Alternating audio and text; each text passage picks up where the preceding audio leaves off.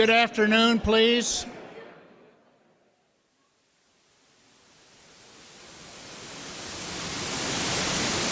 Good afternoon. Hello and welcome to the 849th meeting of the Economic Club of New York.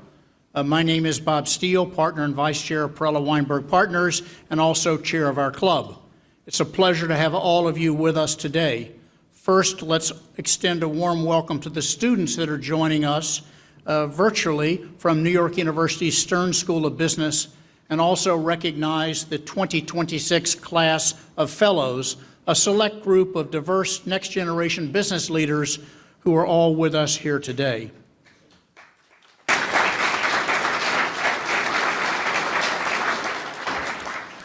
The Economic Club of New York is proud to stand as the nation's leading nonpartisan platform for discussion on economic, social, and political matters.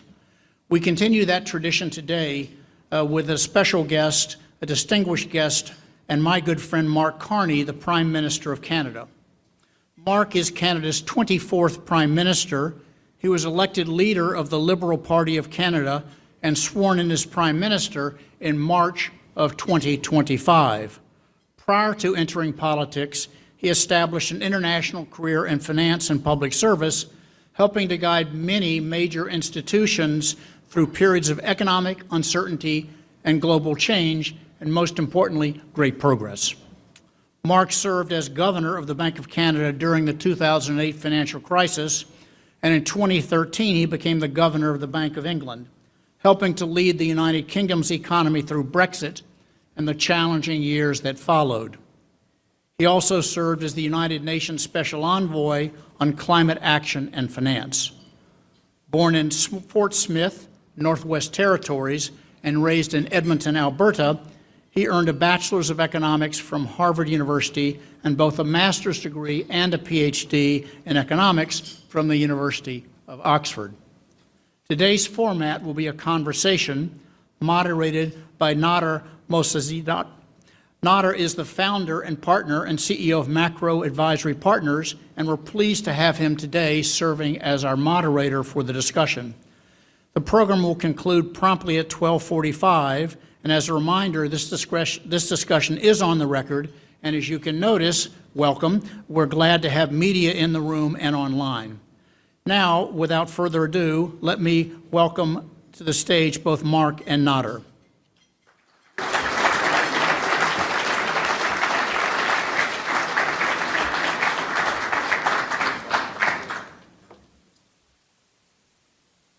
Amazing. Thank you very much, Bob, Nader. Hope you're sitting comfortably. I like that, promptly at 12:45. That's guidance for me as a central banker. I won't speak as long as I did last time I was at the Economic Club of New York. But thank you, Barbara. Thank you very much for this invitation. And I'm just going to say a few words. I'm just going to begin in French because Canada is a proudly bilingual country and we have our media here. C'est un petit résumé de mes paroles. Le monde a changé. En conséquence, le Canada se concentre sur ce qu'il peut contrôler. Consolider nos forces au pays et diversifier nos partenariats à l'étranger. À cette fin, nous mobilisons 1 000 milliards de dollars d'investissement au Canada au cours des 5 prochaines années dans l'énergie, les transports, les données et la défense. Les investissements qui permettront de bâtir une économie canadienne plus forte, plus concurrentielle et plus résiliente.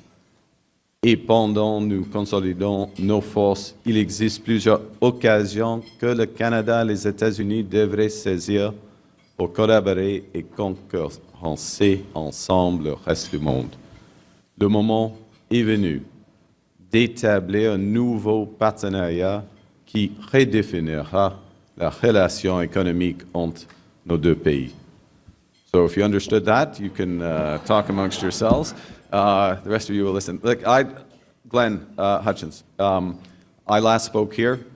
You introduced me, you hosted me, and at the time I was at the Bank of England, I reflected on the global financial crisis that had just passed and Brexit that was about to commence. And I maybe just with referring to the global financial crisis, may I salute the many contributions that Bob Steele made as at the U.S. Treasury to helping to address those issues. Thank you, Bob.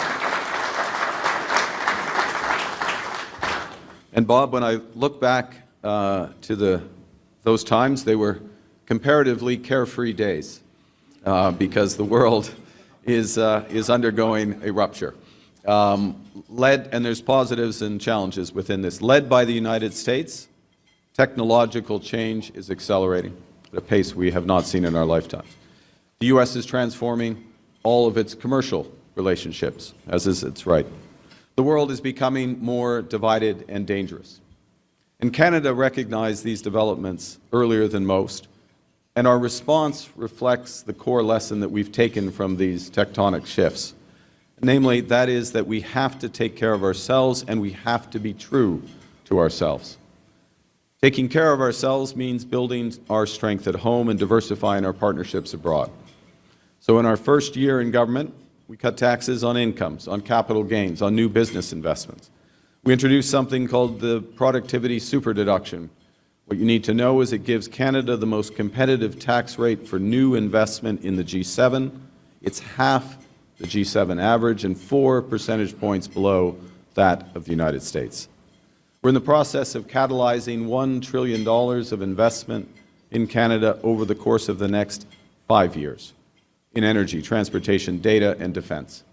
We've launched our most significant regulatory reforms in generations to fast-track hundreds of billions of dollars of nation-building infrastructure projects, and we're realizing our full potential as an energy superpower. By the end of this decade, Canada will export nearly 50 million tons of LNG annually. By the end of the next decade, we will double that capacity. We're advancing a potential pipeline that would carry at least 1 million barrels of low-emission Alberta oil per day to Asian markets, while creating an entirely new industry of large-scale carbon capture and storage. We're building, right now, the world's first operational small modular reactor in the G7, while expanding our world-leading uranium production. In the past year, we have signed 56 critical mineral agreements with more than 10 countries, unlocking more than $18 billion in capital, while reducing dependence on foreign chokeholds in that critical supply chain. We are doubling our electricity grid. That's more than 160 gigawatts of new power, building on the lowest cost power in the G7 and the second lowest emission power in the OECD. That is what an energy superpower looks like when it decides to really act as one. Now, in parallel, we're diversifying our partnerships abroad. We've signed more than 20 economic and security deals across 5 continents in the past 12 months. Our existing free trade accords already provide access to 1.5 billion consumers from the EU through to the CPTPP. We're now on track to double that addressable market this year with new deals with India, the ASEAN countries, Mercosur, Thailand, and the Philippines. We're the only non-European member of SAFE, which is the Europeans' Defense Procurement Initiative. Now, one of our core objectives of these partnerships, yes, it's access to markets, but it's also to increase our strategic autonomy. Because we all live in a world where integration has been weaponized. Think critical minerals. Because a country that can't feed, fuel, or defend itself is not truly sovereign. Because, as well, strategic autonomy today extends to building partnerships and capabilities across AI, financial payments, space, critical minerals, as I said, and clean energy. And we are making progress. Because Canada has much of what the world needs and wants, from energy to key aspects of aerospace, cyber, AI, and quantum. Our pension funds are amongst, and some of them are here if you need money, our pension funds, although I'm not sure the Economic Club of New York needs money or has money to But our pension funds are amongst the most sophisticated infrastructure investors in the world, and our banks amongst the most resilient. And we are also making progress because our reputation as a reliable, predictable partner has rarely been more valuable in a world where transactions are replacing relationships. We are blessed with many commodities in Canada, but we have earned the most valuable one, which is trust. Which brings me to the second element of that lesson, which is being true to ourselves. True to our values of taking care of each other and meeting our responsibilities to our allies. Canadians take care of each other with a relentless focus on affordability, by providing universal childcare, healthcare, education, by building, as we are now, affordable housing at scale. And we're now doing our share abroad. For the first time since the fall of the Berlin Wall, we are meeting our NATO targets.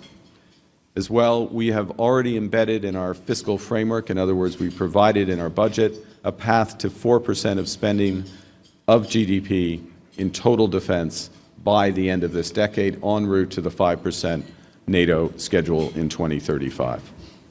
We've launched in recent months our first defense industrial strategy that alone will catalyze $500 billion of investment in Canada in the next decade, building on our strengths in aerospace, shipbuilding, AI, cyber, and again, quantum. We are leading NATO's multinational brigade on the front lines, and they are the front lines now, in Latvia. We are one of the largest, not the largest, per capita contributor as part of the coalition of Willing for Ukraine, standing up for freedom, for democracy, territorial integrity, human rights against criminal Russian aggression.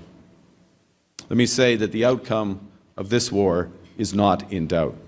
The only question is the scale of the senseless human suffering that will be inflicted before Russia and its enablers accept the inevitable. We're stepping up to protect Arctic sovereignty through intensified cooperation with the Nordic countries, with Germany, the United Kingdom, and working within NATO to make Arctic security the priority it needs to be. To back that up, we've moved quickly in the past year to build new military operating hubs, to commission over-the-horizon radar. We're going to buy new submarines while adding to the world's largest fleet of icebreakers.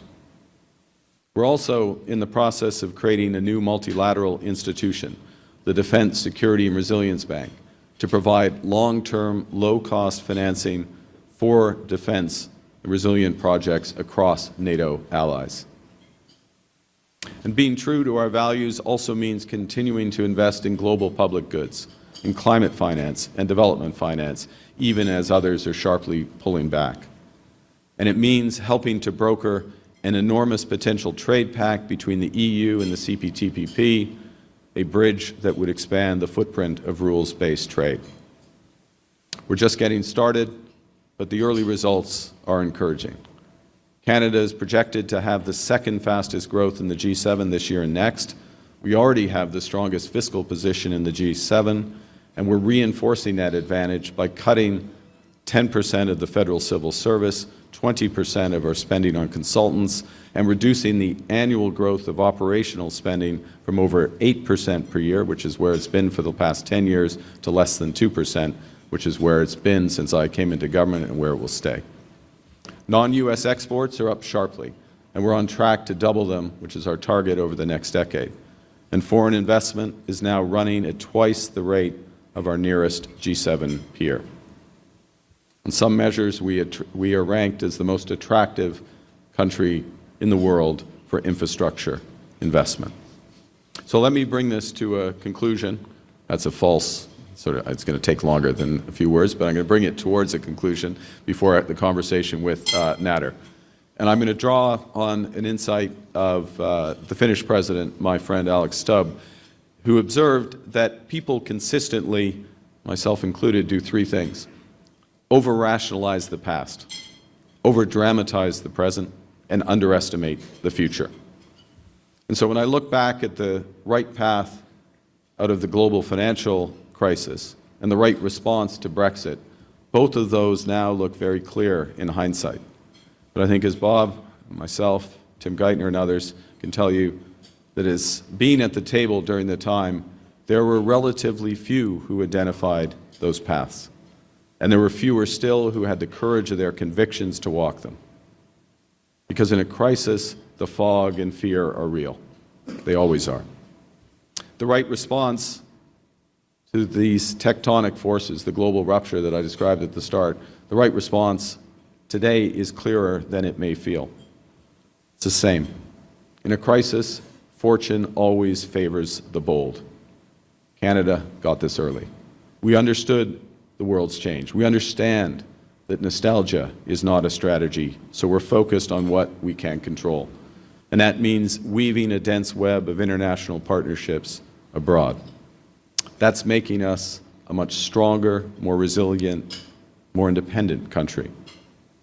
Above all, as you would expect, we're focused on things that are good for Canada. This is good for all Canadians, but it's also good for the United States because a stronger Canada is a better ally. And we know that while Canada and the United States have had our differences over the centuries, we have always worked and eventually worked through them because we share values and our common interests run deep. They run through our economies. Canada is America's largest customer. We buy more goods from America than China, Japan, and Germany combined. Those common interests run through our supply chains, where 70% of Canadian exports are inputs to American cars, homes, aircraft, machinery, finished goods, creating hundreds and hundreds of billions of dollars of U.S. value add. They run through our energy partnership, where, at a time of a global energy crisis, Canada provides the United States with reliable power, with critical minerals that help fuel American growth. 99% of U.S. natural gas imports, 85% of electricity imports, 60% of crude oil imports. That is mutual strength. Let's be absolutely clear. Canada Strong will help make America great again. Examples of where that's true are legion, where we should work together and compete with the world together. And to those ends, we have made specific practical proposals to the U.S. administration. Consider aluminum. It's basically electricity in an ingot. And Canadian exports to the United States are the energy equivalent of 10 Hoover dams. With America's growing energy needs because of the incredible transformation here, does it really make sense to build the gigawatts here needed to replace Canada? On automobiles, Canada is far and away America's biggest customer, and an integrated North American market for production is the best and most durable way to confront intense, truly intense global competition. On critical minerals, with our endowments from potash, nickel, copper, uranium, lithium, cobalt, beyond, Canada can be the most reliable supplier that America needs to put affordable food on the table, strengthen national defense, and meet the exploding demand to power AI. So Alex is right. We shouldn't underestimate the future. As the United States approaches its 250th birthday, happy birthday, as the most in advance, but it approaches this moment as the most dynamic, resilient, and inventive country the world has ever seen. As a country whose founding values of liberty, democracy, justice, and openness should continue to serve as guides to its future and the future of the world. That future should include a new partnership with Canada, a true partnership that reimagines cooperation in specific sectors that are deeply challenged by global competition, a partnership with a different Canada, a stronger Canada, a more confident Canada, a country that is applying the lessons from past crises, a country unleashing its enormous potential, a country aggressively translating our belief in openness into dozens of new partnerships, a country that's predictable, reliable, and principled in a world that's anything but. Thank you very much, and I look forward to the conversation.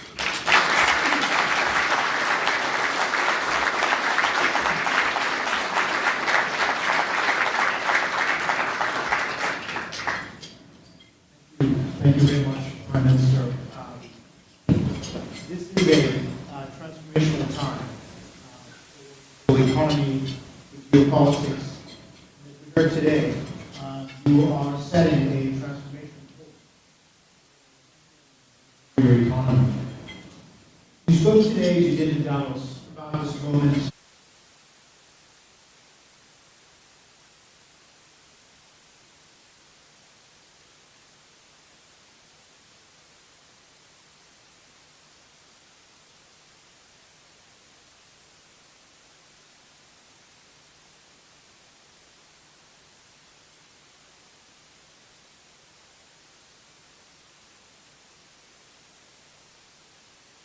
I thought we'd start with a global economy question.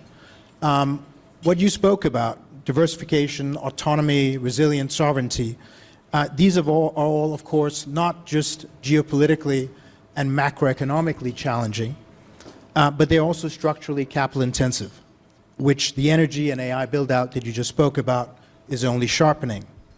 This global economic rewiring driving higher for longer inflation is a trend that you were tracking long before most as a central banker, and it has only intensified since. Bending the path of monetary policy and redefining the economic playing field for every major economy, not just the US. So my question, to start us off, is when you think about this new era of strategic autonomy, how you're driving that change for Canada, and how many other countries are also beginning to follow your lead, is this a fundamentally higher inflation, higher growth equilibrium, what you called a while ago growthflation, or do you see a path to managing this inflation picture in part by fixing some of the imbalances in the global economy that are also going to be on the agenda of the G7 meeting that's coming up in a couple of weeks? Okay, well, brings me back to, yes, the good old days of central banking again. The short answer is yes, in terms of the overall trends. I think you've described it well, and let me expand a bit, which is that there are structural inflationary pressures that come, and I've spoken about this in the past, around the time that I gave the speech here, actually, I think, about the process of deglobalization, some forms of fragmentation. I mean, one of the benefits of globalization, there are many challenges, but one of the benefits was it was structurally disinflationary. And the reverse is also proving to be true, the fragmentation that comes with that. In many cases, for good reason. There's being more resilient. You're paying an insurance premium to become more resilient, but that has to be ultimately paid and is passed through. So there's a structural element to that in and of itself, just in terms of the changing of the level of integration. Okay, the first point. Second point, part of your question, but very much of the reality that this room, this city, this country is living, is just the scale of the infrastructure build-out that is only just beginning across, I'll call it the intelligence stack, but it's everything from power to the data centers, to the chips, to the and beyond, that comes and affects virtually every enterprise, and it's only just starting. And the scale and the speed of that build, which on one hand is tremendously exciting and promising, on another hand just causes big shortages. You think about if you're in the energy business, 5 years to get a gas turbine is one example of that. Land, power, those elements are front and center. So that is adding, I think, to inflationary pressure. The third element, which we haven't yet seen, but we're at the cusp, and again, because we're in the heart of global finance, a number of the people in the room would be living this, is actually the cost of protection, cyber protection, but basically I'll call it cyber protection, but the broader range of protections that's occasioned by mythos. Everyone knows what mythos is in this room, and what that's showing, and that's, I think, is going to be the early stage of just a big operating spend that's going to be required to address those issues. So the marginal cost of software is no longer zero. It's actually quite material and is likely to be there for some time. So those are three elements of the structural inflationary pressures that are there. Then you have what's coming with that, the growth component, certainly the growth component which comes from the investment boom, the growth component which, and this is one of the big questions, when will the productivity show up on a macro scale. It will come, but when does that show up, and which would offset some of this. Finally, you throw into that the challenge we have globally, and it will be one of the issues center stage at the G7 around global imbalances, Chinese overcapacity, Chinese underconsumption. I mean, just put in context, China's ballpark 13% of global consumption, 30% on the way to 40% of global manufacturing. Okay, so just orders of magnitude, the pressures that come there. It's a bit of an offset to the inflation side, but we can't solve the macro problem ultimately. You never totally solve a macro problem without getting the imbalances component addressed there. Some of that will be financial. So, last thing I'll say and then hand back to you, which is part of the answer, not all of the answer, but part of the answer is going to be around energy. And when you look from our perspective, we see a very clear path to doubling what is the lowest cost energy effectively in the OECD of the major economies, doubling that grid, doubling it without emissions materially. We see a very clear path to expanding our energy exports, which are the cheapest natural gas effectively in the world, certainly landed in the United States, and the cheapest oil exports that the U.S. can get, plus on the critical mineral side. So part of a structural solution, Canada, we have it, we're going to benefit from it, but it is part of a potential structural solution in a new partnership with the U.S. Great. Let me just pick up on one element of this before we take a broader set of issues that you're leading, not just for Canada, but for much of the rest of the world. So another way to think about this junction, the global economy, you and I have been talking about this, is that whether in the context of the global economy or in geopolitics, this is becoming, I think, more and more clearly an age of asymmetry. It's a transitional era where power flows less from size or wealth than from the ability to convert imbalances into leverages. As great powers seek to exercise their power in the ways that they do, a range of countries like Canada, middle powers, and others are seeking to identify their asymmetric strength, their source of leverage. We think of asymmetry a lot as a risk or a challenge, but if you look at various choke points and whether upstream inputs to the global economy, how do you think about that as you're now putting into place and really executing on the vision in Davos? How are you thinking about how Canada can win in this age of asymmetry? Yeah, this is a crucial point, and it's a very good, it's your framing actually, the age of asymmetry, but it's a very good way to understand how many countries around the world are approaching their trade relationships, their investment relationships, their priorities. For exactly the reason, you can look at it defensively. Where am I exposed? We used asymmetry, to use your framework, against Russia with the financial payment system. China used it on critical minerals. Those are two prominent examples. But where else am I exposed? Am I exposed in space? Am I exposed in cyber? Am I exposed at various? And that is the framing. At a minimum, as a leader, you have to think about those issues and how do I minimize those exposures. The answer, if you're a country of the size of Canada, or even if you're, a European, one of the major European economies, is there's no one answer. The answer is a series of partnerships, a web of partnerships that need to be put in place. Then the more positive side, so that's a defensive thing. Who do I need? Who can I rely on, and who's not going to hold me up down the road? That dictates a lot of these trade discussions. The more positive is, well, where can I be a solution to others? And that's where I do think we have a number of advantages in Canada. Let me give it specific, let me make it granular. So I mentioned critical minerals. Okay, so what? Well, here's the so what. Last week I was in Quebec. We opened, broke ground on the largest graphite mine in the G7, 8 times the production of everywhere else. Key for, and it's integrated into battery chains and others is what will be built. So who are the offtakes? The Government of Canada provided support to get the thing going. Here's your guaranteed off. We've already syndicated it out to Italy, to Japan, Panasonic in the case of Japan, E&I for Italy, and Luxembourg that is buying off of that, so that they know that they don't have that chokehold on lithium. That's one example. We announced yesterday, again, private company, indigenous-led actually, private company, an LNG, 25-year LNG train to Germany, which helps obviously reduce exposure to Russia. So, that sort of energy providing. Same thing on uranium. Where else are we strategically relevant? I think, well, I know we are strategically relevant in cyber. We're strategically relevant in next stage cyber, which is quantum. So we're building a series of packs with, and you would expect it, with our closest allies, the closest allies of the United States in those areas to build out. I'll give one other example, which is in space. Where from a consumer perspective, we're all familiar with Starlink and those advantages, low Earth orbit satellites.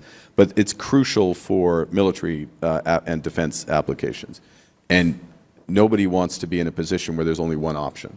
And we have a company, Telesat, which is the next option, which is literally coming, that element of their business is coming on stream next year. So those are, to make it tangible, those are the types of conversations that, or deals, I put it even that way, that are happening, and then they get embedded in bigger trade relationships as well.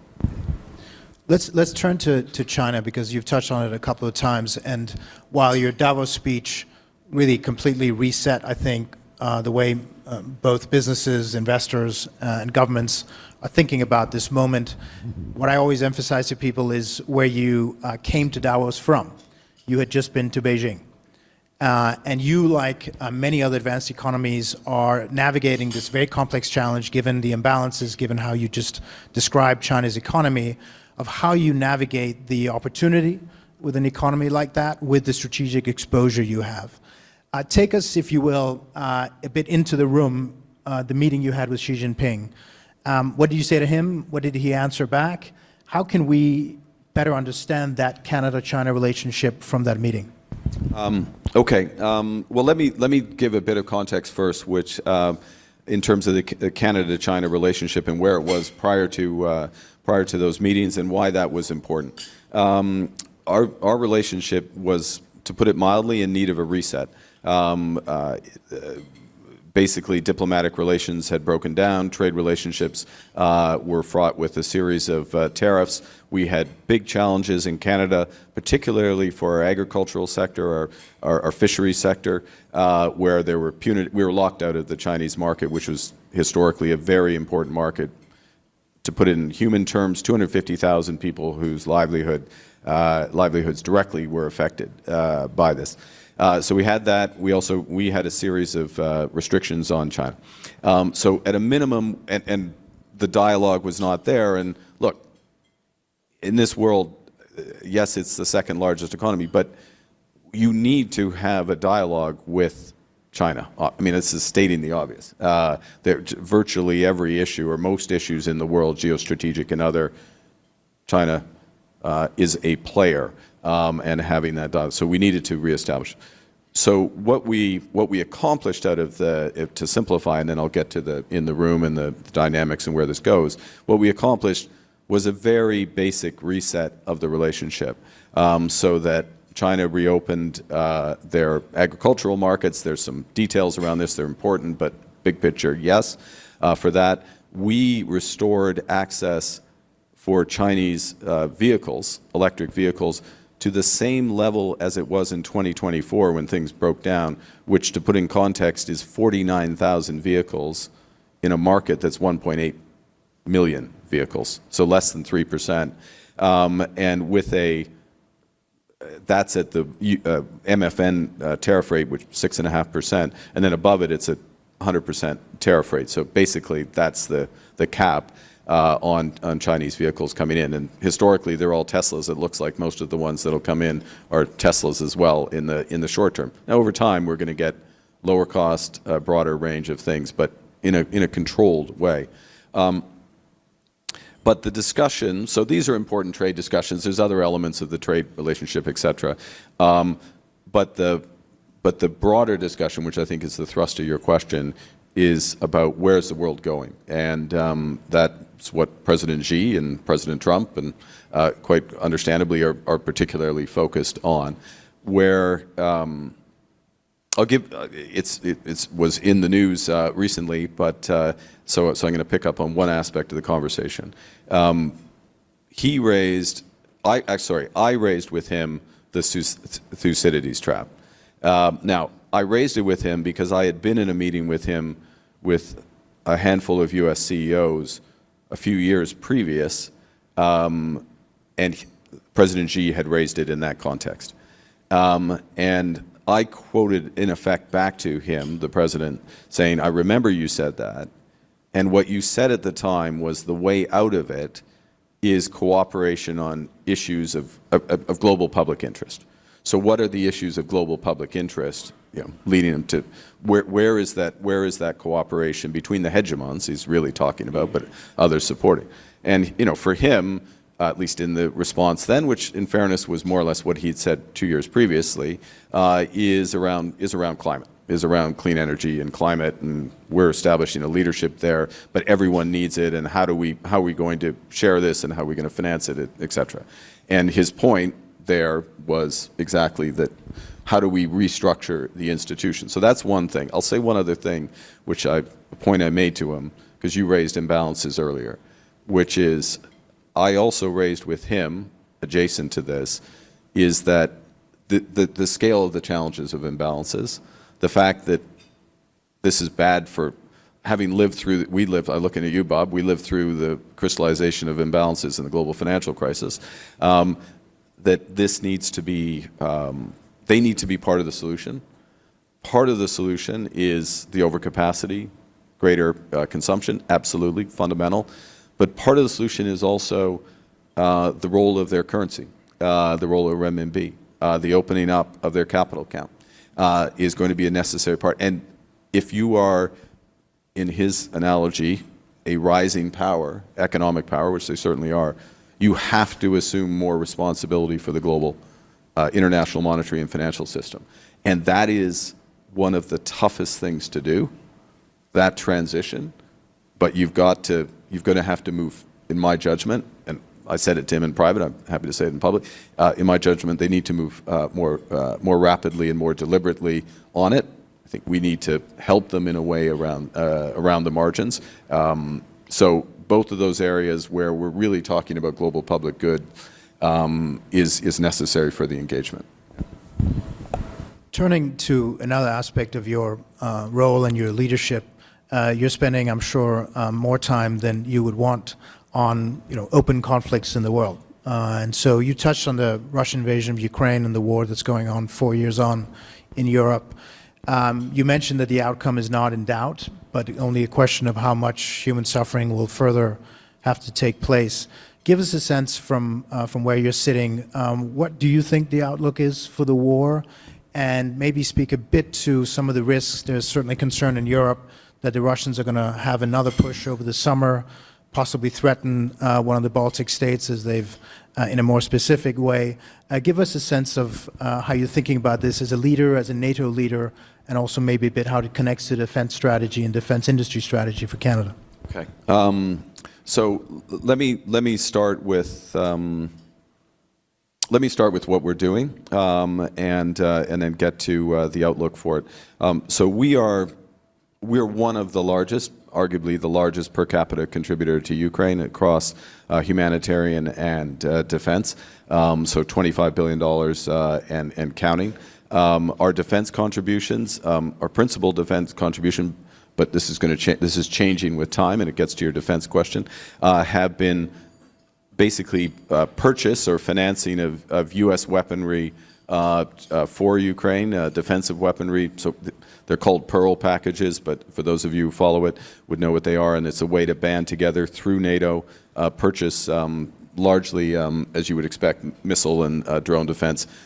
It's an expensive way to do it, but it's necessary, as we saw with this atrocious hypersonic missile attacks a few days ago that Russia inflicted. So we're doing that. The second thing is we're involved. We've trained 50,000 Ukrainian troops and running. We're very involved there. We're part of what's called the Coalition of the Willing, which is a series of countries, largely European, but including Australia, New Zealand, a few others, ourselves, that is providing a security backstop. So when there is a peace deal, there'll be a credible backstop for Ukraine.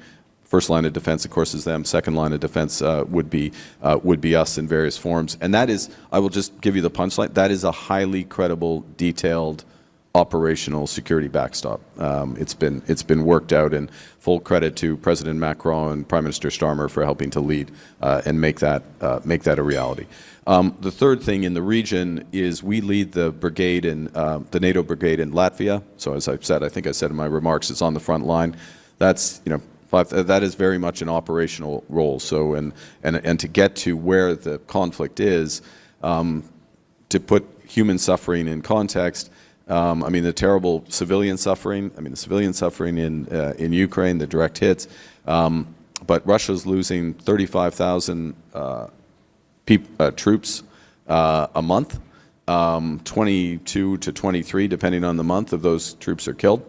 The balance are incapacitated, to use a euphemism, but will not fight again. They're losing troops faster than they can replace them. They are not gaining territory. Ukraine is able to strike, as you see, increasingly deep into Russian territory on strategic energy and other targets, and they are doing so, and they will continue to do so. Russian economy is under more pressure. This can go on for longer than any of us already has, but can continue to go on. But the balance of force is moving in the Ukrainians' direction. And it gets to the last bit of your question. I'll try and be quick, but this is super important. So we and others are following the Danish model, where we're partnering with, because Denmark pioneered this, we're partnering with Ukrainian defense contractors. We're financing them to produce drones and other things for Ukraine's defense. But then we're building capacity in Canada and Denmark and other places so that we can build that out for the future for our own defense, because the cutting edge of defensive warfare is in Ukraine, and the integration of autonomous warfare, AI, and those defenses are in Ukraine. So part of this, Canada has been a laggard. We're no longer a laggard in defense spending. We're not going to be a laggard. But part of the advantage of being a laggard, there's sometimes an advantage, is when technology and things are changing, we will catch up at the frontier, or at least that is very much our intention. I know we're coming up against our deadline, but we just a couple more questions. First, we're obviously in New York. We're in the United States. A line in your speech, I think, caught many of us, and I think is really important, which is when you said that this stronger Canada, more sovereign, more self-reliant, is actually going to be a better ally to the United States. I don't think it's lost on any of us just how complicated U.S.-Canada relations have become. But having said that, what makes you optimistic? Not just given the transformation you're leading in Canada, but what you know and how you describe the U.S. economy at the end. What makes you optimistic about this economic relationship and partnership going forward? Well, I'm going to start on. I'll start on economics, but I'll end on values, because I think that's ultimately where things stand. On the economics, I mean, it's still the case that 85% of our trade goes across tariff-free. There's highly integrated. Everyone benefits from that. Secondly, there are huge opportunities for that new partnership, in part because we're becoming stronger. So the energy side I've mentioned. I mean, this is a time where the U.S. Is energy short for good reason, because of the transformation, but it's really energy short, and that's going to get more acute, and we can be part of the solution. We can be part of the solution just on inference as well, to put it more broadly, energy and inference.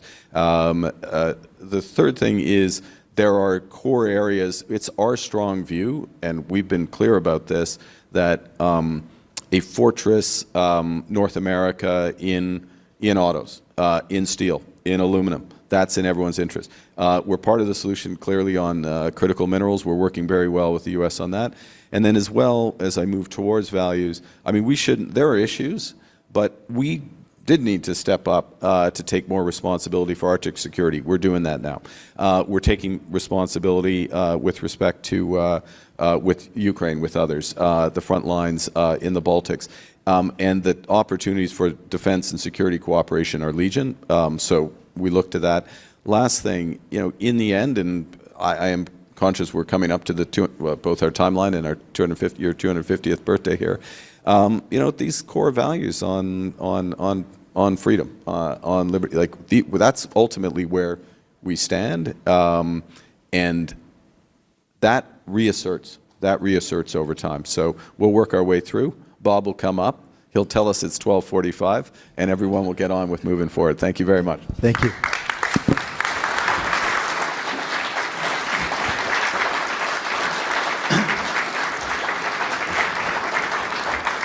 Well, first of all, thank you to you both.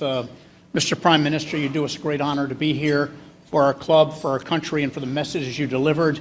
And we also just can't not thank you for your service in the various ways and the leadership you provided. So thank you very much for being here and honoring us.